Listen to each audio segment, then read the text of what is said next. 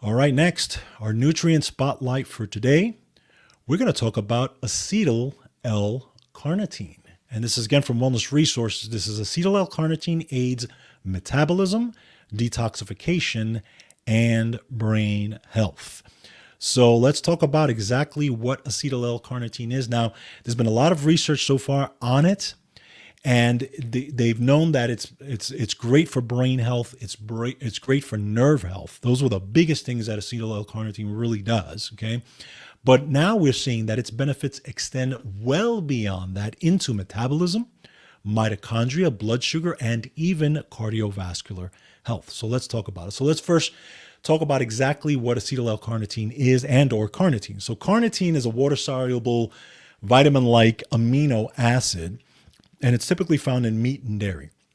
And it's also naturally made by your liver, okay, and kidneys from the amino acids lysine and methionine. So it's a natural amino acid. It's made in your liver, but obviously you got to take in the amino acids for it to go through the process so it can make carnitine. But so we'll go through that. So carnitine transports long-chain fatty acids such as fats, glucose, and coenzyme A into the mitochondria for energy production and metabolism. Okay. Now, a lack of carnitine occurs when you consume a diet low in lysine and methionine, right? So if you're not eating a lot of protein, you're not eating enough proteins, this is where you can actually get into a lack of carnitine in general, okay? And a deficit in carnitine can lead to changes in fat and glucose metabolism. Keep that in mind. So let's take a look at some methionine-rich foods so that you can kind of see what you need to take in order to make sure that carnitine is being manufactured and or used.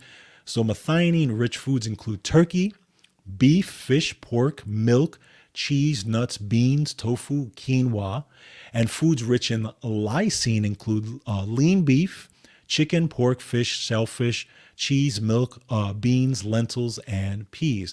Now, you have to understand that those of you who are on a complete plant-based diet, vegans, vegetarians, you have to be, it could be a little tricky for you guys, okay? So you have to kind of make sure you're doing it in a smart way and getting your amino acids in and getting enough of the amino acids in. Because sometimes if you don't know what you're doing on a plant-based diet, of course, the plant-based folks I know out there will say, well, I can get enough protein from a plant-based diet. I'm not arguing that point.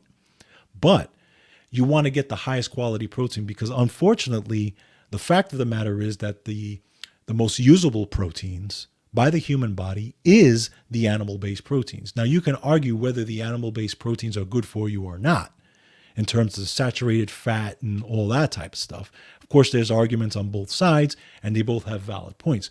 What I'm saying is that if you're not eating those, beef, fish, pork, milk, cheese, all these types of things, I'm not talking about the processed ones, by the way, which are the most absorbable, right, and contain the highest amounts, then you've got to get it from somewhere. So those of you, again, who are on plant-based diets, just keep that in mind that you have to get your protein sources from somewhere. And again, you have to be a little bit more creative in how you get them. Again, people do it, right? There are plant-based folks out there who are thriving and doing extremely well. And I actually eat probably 70 to 80 plant-based as well, but I do eat lean chicken and turkey as well. That is a part of my diet. So something to keep in mind. Now, let's take a look at blood sugar and mitochondria. So ALC, acetyl-L-carnitine, supports vital functions that impact cardiovascular health, blood sugar, and insulin function as well. Okay, there were systematic reviews and meta-analysis studies that demonstrate the importance of L-carnitine and ALC for these essential processes, okay? So you have to understand that when you consume foods, the nutrients that bring fats and glucose into the mitochondria must be present for energy production. Well, ALC is one of those transport nutrients. Literally helps to transport these nutrients and to get it in there for this process so you can so your mitochondria and all this type of stuff and your cardiovascular health and everything can work properly. ALC is extremely involved in that process. ALC is also helps to support menstrual cycle regulation. There was a recent 2021 randomized clinical trial in young women. It evaluated the effects of ALC on stress and menstrual cycle rhythms.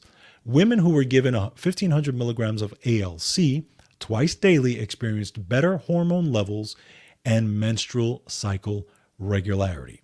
Also, brain support and weight management. So, years and decades or a lifetime of excess weight creates substantial metabolic stress on cognitive and mental health. Ongoing support of physiological mechanisms is essential to keeping metabolism efficient and healthy and protecting your brain from the stress and inflammatory adipose tissue. Well, ALC has been studied for this. Okay. It's been studied for decades to help support memory and nerve integrity. That's what I was talking about before. It is also now documented that the metabolic benefits of ALC greatly support central nervous system function against the stress effects of adipose tissue. As a matter of fact, there was a November 23 journal report, and it reported on the significant benefits of ALC on brain health and weight management. The results demonstrated significant protection for mitochondrial function and brain health. We already know that it supports mood, nerve function, and cognitive function. But now they are also showing that it also supports dopamine and GABA, which are neurotransmitters in your brain. We all know that GABA is kind of the relaxant in your brain. It's one of the neurotransmitters that help with stress tolerance, motivation, relaxation, all these types of things. Well, ALC helps with that as well.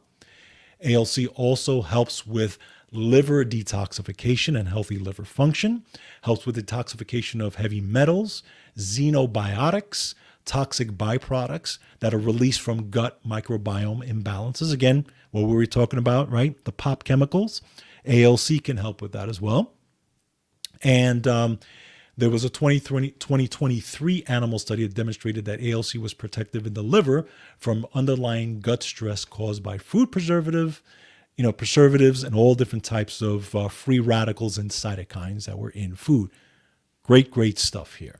And by the way, here's something that I didn't know. Did you know that the CDC states that the average adult in the United States consumes 40 micrograms of arsenic per day? I didn't know that. I'm wondering if you guys knew that, okay? And it's found actually in common foods and water supplies such as meat, fish, poultry, rice products, other grains, shellfish, algae, and actually algae accounts for most of the dietary intake, okay? Well, arsenic, we know that it can be a problem, causes free radical stress to mitochondria, disrupts their function. It can cause swelling in high amounts, obviously.